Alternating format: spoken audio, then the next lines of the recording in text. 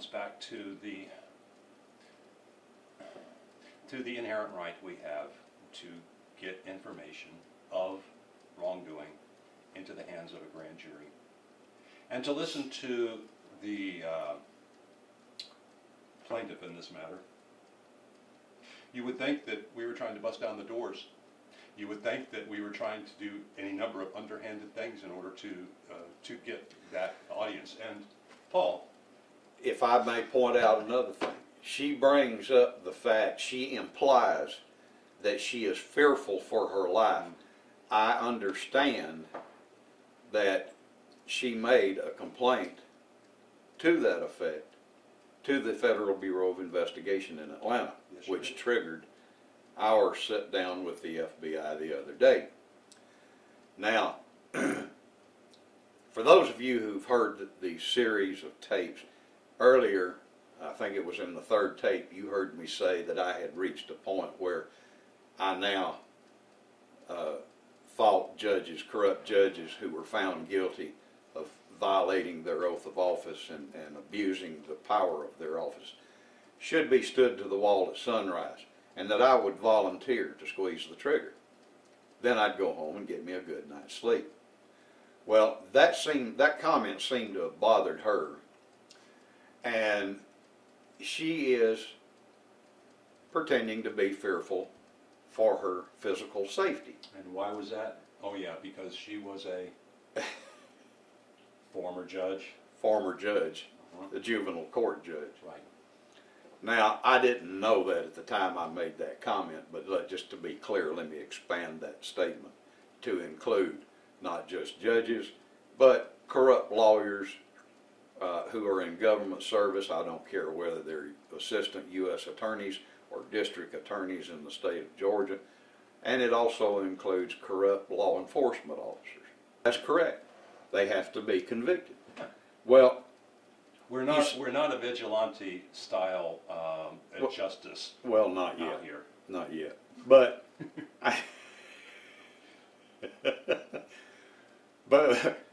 but to explain this situation about death penalty cases, what she has forgotten, if she ever knew it, which she may not have because I don't think she's ever had one of these cases, but in the state of Georgia we have a criminal offense called treason, and guess what?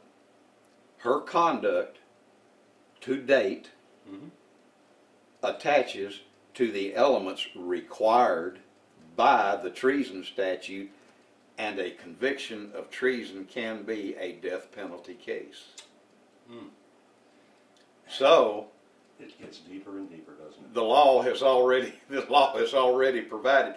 By the grace of the good Lord, we are blessed in the state of Georgia. We, the citizens, are blessed with more than a sufficiency of ammunition for our legal guns, to the point where if we understand it and understand how to use it, we have no reason to reach over and grab the Second Amendment. And yet that's exactly what she alludes to in her her document. Yeah. Exactly. So it's a matter of framing the legalese words, which I don't know that she's all that well versed in this, apparently, because I read through this and I highlighted certain areas which I will be showing on the screen, but she perjured herself on multiple occasions in this document. Well, yes, now she did commit perjury a time or two. Well, yeah, she committed perjury, but it's one of those cases where those we subpoena, who's going to tell the truth? And I have a tactic for ensuring that at least one of the officers is going to tell the truth. Well, that'll be interesting. Yes, it is. And I also thought it was interesting that when we walked into the courthouse, when we walked into the area where the courtrooms were located on the 4th floor, the door to the grand jury room was wide open. We never made an attempt to walk in there. Never. And as a matter of fact, there was a little booth outside of the grand jury room, and it was manned by someone. And Paul, you walked up to this gentleman, and you asked him specifically. I asked him if he was the bailiff, and he said, "No, sir, I'm just a security." Just a security guard. Well, which is it? Because she's stating that he was the bailiff. Well, we'll let him answer the question. Okay. And we have more to add to the Arrested Development series. And this particular series, I want to talk about the meeting that we had last Thursday with the FBI agent. Yes, sir. That was kind of interesting. Let me set the stage for you folks. I got this call from FBI agent, let's just call her Penny, and she wanted to have a meeting with me. She didn't say anything about bringing anybody, and I didn't say anything about bringing anybody. But we established a time and a place, and at that time and place, I invited Paul and two others that were there with the at the arrest on July 5th. Well, excuse me, one of them wasn't. He was just made aware of it. But let's just suffice to say that there was 1, 2, 3, 4, 5 of us there, and we had information we wanted to pass on to her. Very important information about corruption. She came with a GBI agent who didn't really say anything. I don't know why he was there, unless she too felt like she needed protection. But if you remember, it started off real simple. Are you a threat to this person? And I won't give the name right now. But are you a threat to her? I said no. Not a physical threat. And that's what she said. That's all she wanted. And she said it a couple of different times to make sure that she got it answered 3 times. Fine. And I said it 3 times. No, I'm not a physical threat. Nor are you, nor is anybody that we are associated with. But we are a legal threat. Oh, yes. And we made... Right now, we're such a threat, they're scared to death that they're looking at pulling some state and federal time. Of course, the politicians don't need to worry because the feds have this nice, really nice country club down on Eglin Air Force Base. But they also have a way of keeping them out of that particular little country Well, club. yeah, they do, don't they? They sure put that on display when Comey just gave Hillary Clinton a pass, didn't they? Now, hold on a minute. When I first heard his interview,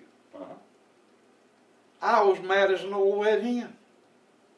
He just tainted the entire jury pool of this entire nation. Yeah. Was my initial thought, based upon my, prior training in the law. He just prejudiced an entire jury pool, one way or the other, and it doesn't matter as long as they're prejudiced. You can't get a qualified jury. But then I got to thinking, federal law as to qualifications, state law as to the duties of our Secretary of State. What do you mean? Well, it just so happens that there's this inconvenient little federal criminal statute, 18 U.S.C. 2071. You may have heard some folks refer to it. No. No? What is it? It makes what she did a crime, number 1. Number 2, it says that violations of this statute shall be prosecuted. In other words, the Attorney General didn't have discretion. She did not have prosecutorial discretion. But she exercised it anyway. Sure did. Okay? But if you look in 2071, paragraph B, and you go down about the 3rd line, you're going to see a semicolon after it says that they'll be tried and if convicted, this. Mm-hmm. And then there's a semicolon. Well, if you understand the usage of punctuation, you understand that that semicolon being placed where it was makes whatever follows Mm-hmm. not relating to a criminal prosecution, but it relates back to the subject matter of the federal statute, which in this case are the acts that are defined as criminal. Now let me explain how this works. Please. I don't get this one. Well, it just so happens that Georgia state law says that the Secretary of this state has the duty to assure himself continually from the day of qualification until the day of the election of every candidate for public office, listen to this, state and federal. That's right. Let me tell you what happened. 17 minutes, you're listening to Comey's testimony before Congress. Mm-hmm. 17 minutes after he starts testifying, guess who starts asking questions? One of the sharpest, prosecutorially trained United States House of Representative members, Trey Gowdy. Yeah. And Trey Gowdy went right down the, I mean, he touched every element of 2071 to elicit sworn testimony from the FBI director, and the FBI director answered every one of them as if Hillary were in fact on trial in a criminal proceeding. Now she wasn't, but his answers became evidentiary. And by the way, that can be seen on YouTube. Just Oh, if you haven't seen it, folks, you got to watch Trey Gowdy. That guy is for anyone who even has a remote interest in criminal law. That guy is a lecture every time he opens his mouth. But anyway, so here we have the elements of a federal crime right. placed in question to the director of the FBI, and he answers basically yes to every one of them. Mm-hmm. Every one of them were violated. Now we get back to that semicolon in 2071. Remember, the semicolon says whatever follows relates back to the acts, not a criminal prosecution for those acts. Okay. Georgia law says the Secretary of State shall use his discretion to be sure that every person who initially qualifies remains qualified up to the day of election. Okay. Now, He can use as a matter of discretion FBI Director Comey's answers to Trey Gowdy's questions and look at Hillary Clinton and say, oh no, you ain't qualified. okay. Now, one of the ways that this happens is, and you've got a small window of opportunity to do this, and they make really, they go to great pains to make sure that you don't know this. But as soon as it is announced in your state that Hillary Clinton is going to be on the ballot, you can challenge that ballot. And you can challenge it based on the criminal evidence that was brought forward by Comey. Exactly. If your state Secretary of State is whoever in your state is charged by law with maintaining an assurance that the individual's name is qualified to seek that office, and that duty includes federal candidates, as it does in Georgia, then one other element you have to be aware of.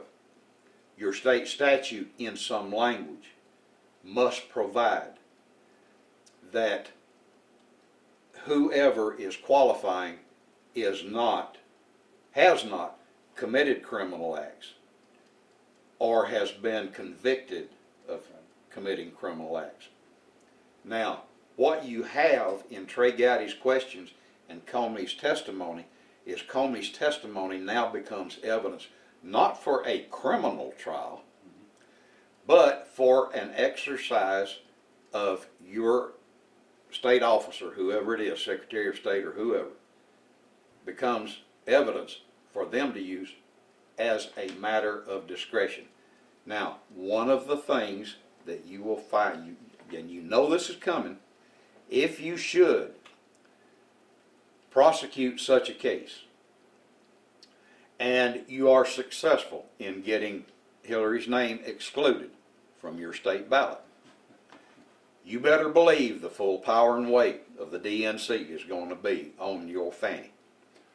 Worse than that, may I point to Vince Foster and the long trail of bodies that seems to follow? We're hopeful that this will occur in all 50 states, that it can, as a matter of law, occur in all 50 states. Now, can you imagine hiring 50 hitmen?